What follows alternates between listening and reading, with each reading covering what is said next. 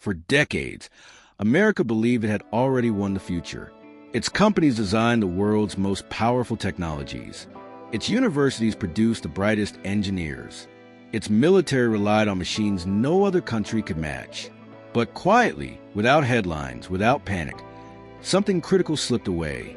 Today, the United States is racing to build one factory so important, so expensive, and so strategically powerful that its failure could reshape the global balance of power for generations.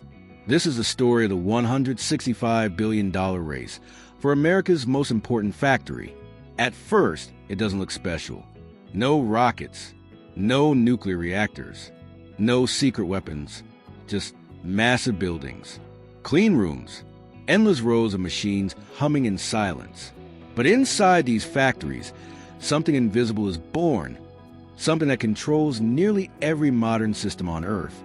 Because without this factory, phones stop being smart, cars stop being autonomous, missiles stop being precise, and artificial intelligence stops learning. This factory doesn't produce oil. It doesn't produce steel. It produces power in its purest modern form. Why this factory matters more than weapons. Every device you use depends on a tiny component smaller than a fingernail. Semiconductors. They decide how fast your phone runs, how smart an AI can think, how accurately a missile can strike. And the most advanced semiconductors, those at the cutting edge of human capability, can only be made in a handful of places on Earth. For years, America designed these chips, but slowly stopped making them. Manufacturing moved overseas. Costs were lower, margins were higher, and the risk felt distant, until one moment changed everything. The wake-up call. It didn't start with war. It started with empty shelves. Cars sat unfinished in parking lots. Game consoles vanished from stores.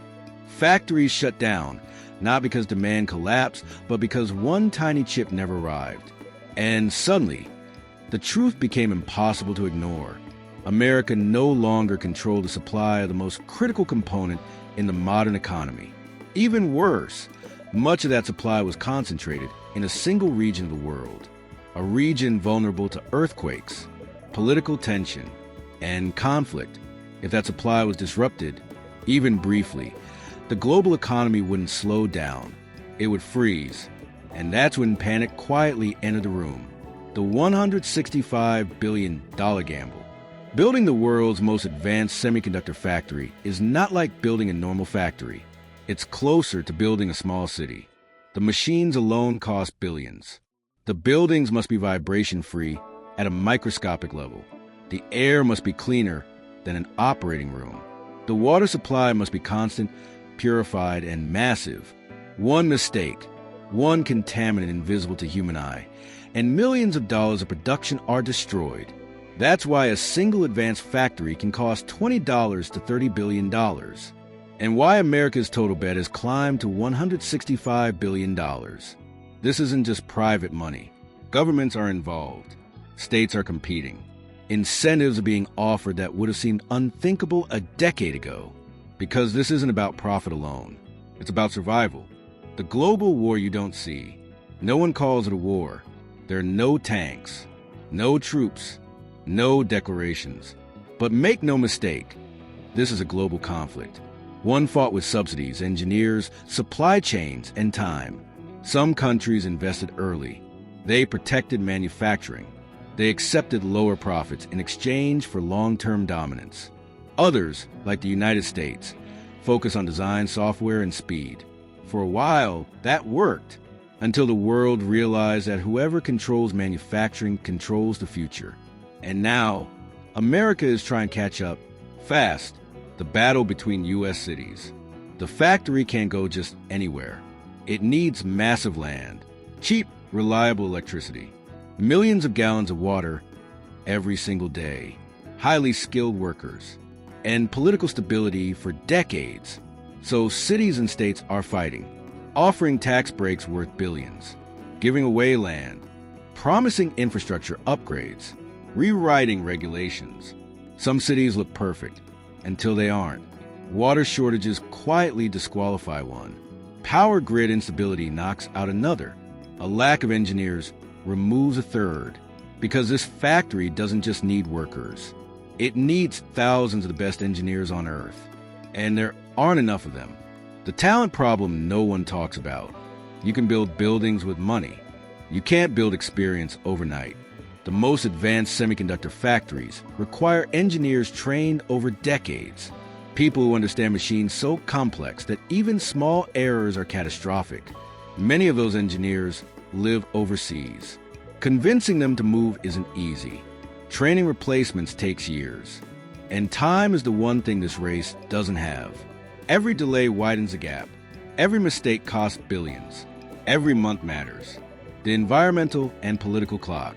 There's another challenge, one few expected: water. These factories consume staggering amounts of it, and in regions already facing shortages, public backlash grows fast. Then there's politics, trade restrictions, export controls, international pressure. Every decision is scrutinized. Every move has consequences, because whoever hosts this factory doesn't just gain jobs, they gain leverage. Two futures. Now the story splits. In one future, America succeeds. The factory comes online. Supply chain stabilize. Innovation accelerates. Control returns. Technology becomes more secure. Economies become more resilient. The next generation of AI, defense, and industry is built at home. In the other future, delays pile up, costs explode, talent shortages persist, dependence deepens, and control quietly shifts elsewhere, perhaps permanently.